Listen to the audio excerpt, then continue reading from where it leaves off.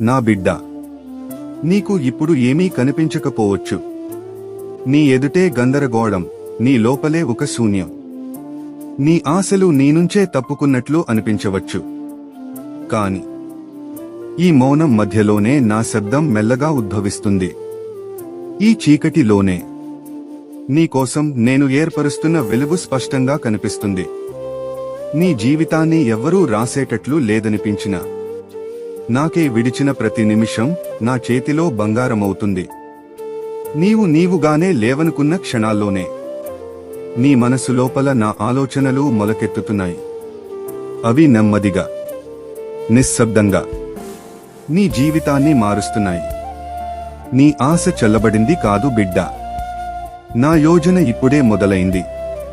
ఇది ముగింపు కాదు, ఇది ఆరంభం. నీతో నేను మొదలుపెట్టిన కొత్త జీవితపు ఆరంభం.